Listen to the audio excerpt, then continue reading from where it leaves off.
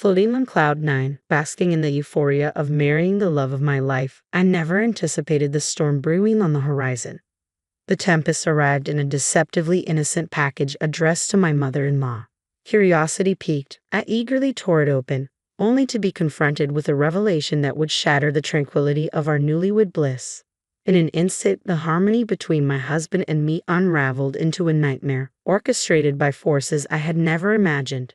But I refused to be ensnared in her web of manipulation. My name is Jessica, and just 6 months ago, I joyously wed my husband, David. Our future shimmered with promise, a canvas awaiting the brushstrokes of cherished memories.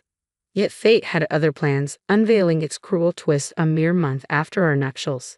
As I tended to our home, embracing my role as a dedicated homemaker, the doorbell's chime shattered the tranquility.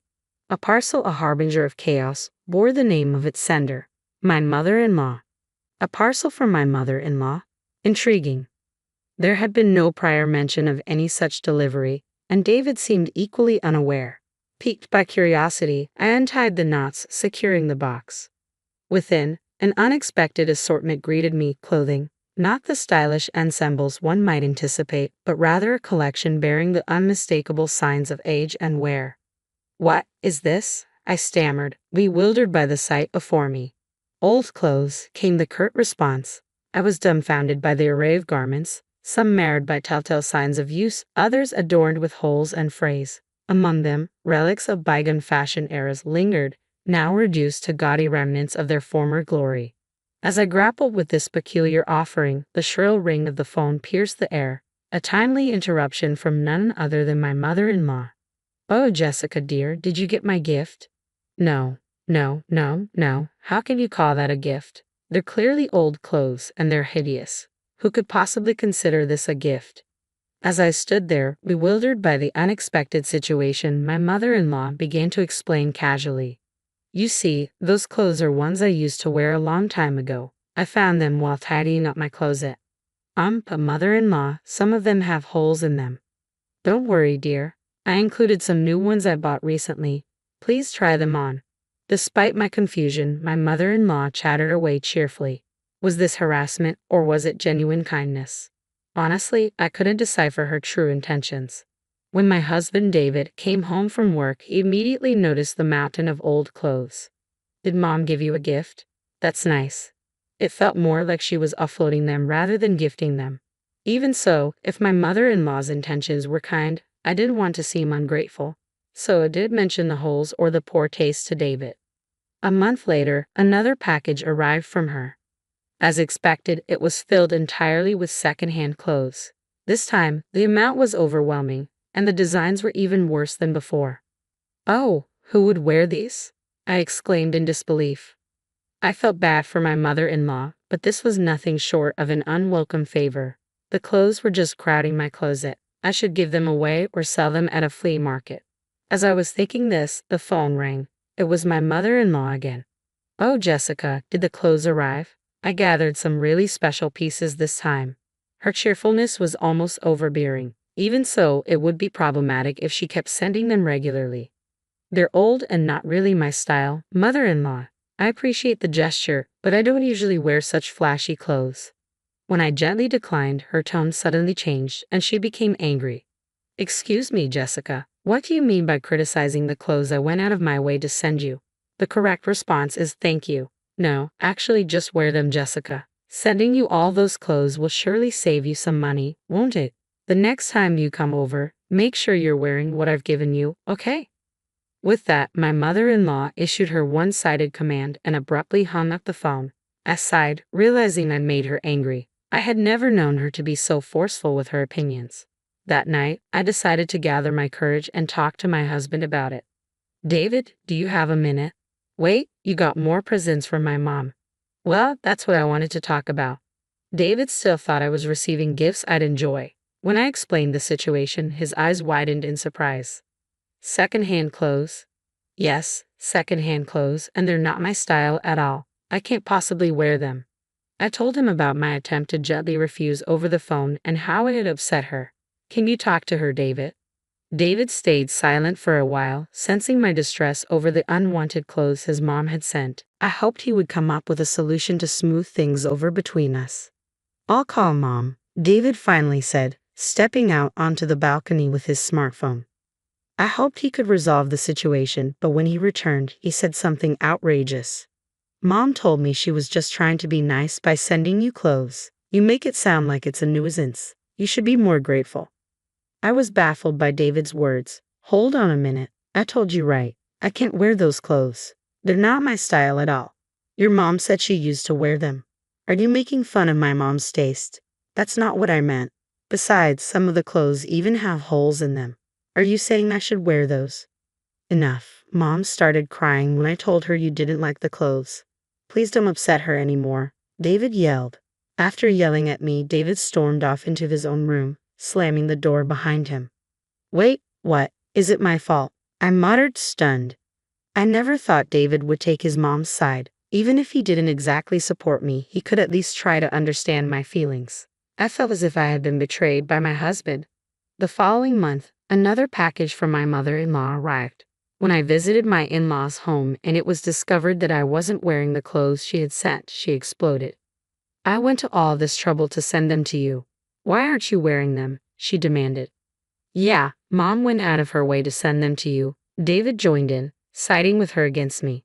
"No one really cares or notices what you're wearing. More importantly, it's absolutely the worst that you're wasting Mom's kindness like this," he added. It seemed David was completely on his mother's side. "Do you even understand how I feel being given tasteless old clothes, some even with holes, that are out of style?" I retorted. Everything felt absurd. All my efforts to maintain a good relationship with my mother-in-law and all my explanations to my husband seemed to be in vain, completely ignoring my feelings. David began treating me more like a housemaid than ever before. "What is this food? Are you skimping on it? You're lacking awareness as a wife. You're a full-time housewife, so you should do better. There are wrinkles in the laundry. My mother wouldn't make a mistake like this. Do it perfectly," he criticized. He was becoming incredibly picky. When I bought new clothes, he yelled, "Even though you wasted Mom's kindness, you're buying new clothes." I thought to myself, I don't know if I can continue this married life any longer. Then one day, David's company trip was confirmed.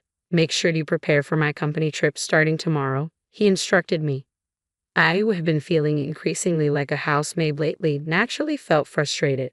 However, upon reflection, this might be an opportunity for revenge. My mother-in-law continued to send me tasteless, worn-out clothes, ranging from men's to children's items, and even things I couldn't identify. Lately, she had even started sending me clothes so dirty, I questioned where she had found them. I retrieved the men's clothes from the pile and stuffed them into David's travel bag. This should do. David's company trip was scheduled for 2 nights and 3 days. During this time, I packed all the rags that had been sent from my mother-in-law into his suitcase. The next day, as soon as David departed for his trip, I began packing my belongings. Before leaving the house, I placed filled-out divorce papers on the table.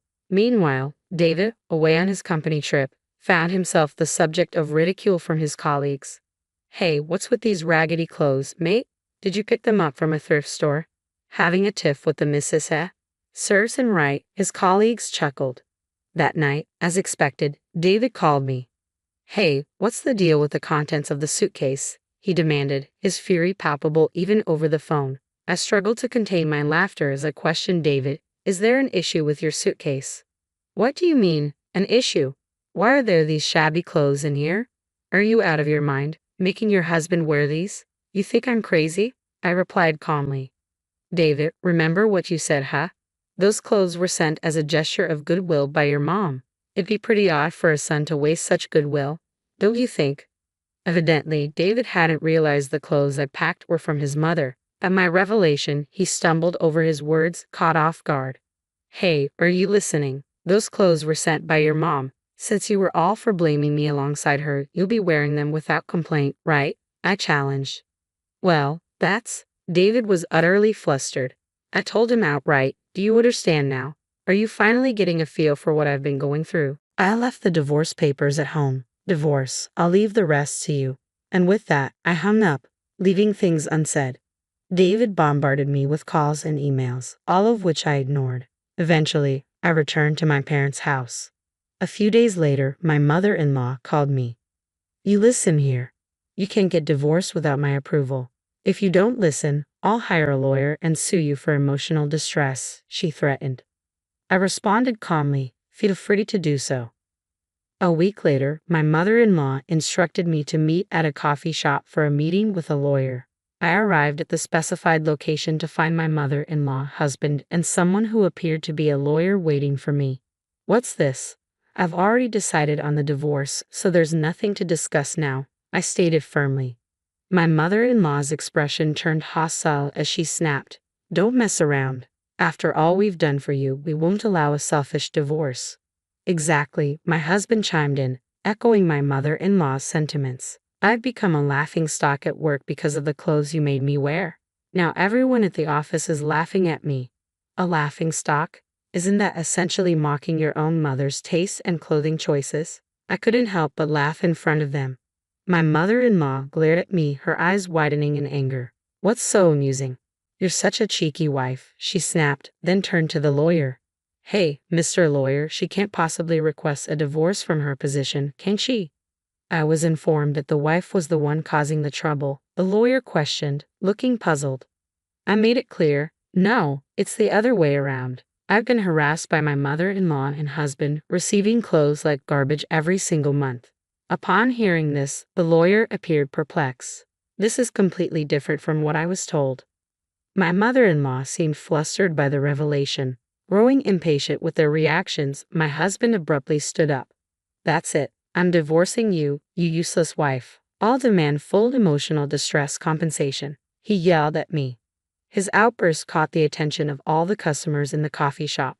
Seizing the moment, I asked, So, does this mean I owe emotional distress compensation? Wait, who exactly are you talking to? Who, the person behind me? He questioned, puzzled. I kindly clarified that to my puzzled mother-in-law. Just then, a figure from the back of the room emerged before us. David and my mother-in-law were taken aback, their mouths agape with surprise. It's been a while, Mom, David. The person who appeared was David's brother Sam. What, Sam? Why are you here? David asked. Why am I here? Well, to defend Jessica, of course, Sam replied. That's right, Sam. David's older brother is a renowned attorney specializing in divorce, I explained. Wait a minute, Sam. Why? I asked you to defend me, and you declined, my mother-in-law said, sounding perplexed. Of course I declined, Sam's voice rang firm, because it's clear to me that Jessica isn't at fault.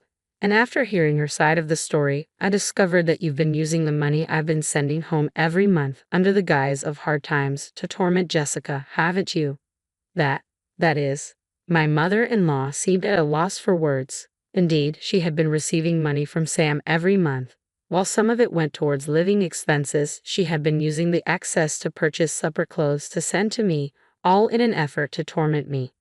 Sam, in a short time, had researched these facts and collected evidence. At you, David, the verbal abuse you hurled at Jessica earlier. It's all been recorded. Sam pulled out a voice recorder and played back the harsh words David had shouted earlier. Of course, this too will serve as substantial evidence in the divorce proceedings. Hey, Sam, you're kidding, right? Why would you side with Jessica instead of your own family? David asked. Sam responded firmly to David's question. I'm a lawyer. No matter how you look at it, the fault lies with you too. Your lawyer also seems to see that there's no hope of winning. Maybe he should decline to represent you. At Sam's words, David's lawyer nodded in agreement and quietly left the cafe. So, you two will be the ones paying the alimony, and Mom, I won't be sending any more money. Understand? With those words, Sam exited the cafe and I followed him. Thank you, Sam, for helping me even though you're busy, I said, bowing my head. Sam responded with a warm smile. No worries. I just can't stand injustice, Leona, he replied. I'm really grateful for your help this time. Thank you so much. I expressed my gratitude. And thanks to Sam, I was able to divorce peacefully. Of course, I received substantial alimony from my mother-in-law and David. Since the divorce, I haven't heard from my mother-in-law or David, and I've been enjoying a peaceful life. Although parting ways with Sam, who had been so supportive during the ordeal, left me feeling a bit melancholic, I knew I needed to move on swiftly and carve out my own path. I resolved to live my life to the fullest, one that David and my mother-in-law could only dream of envying. With that promise etched in my heart, I embarked on my new journey.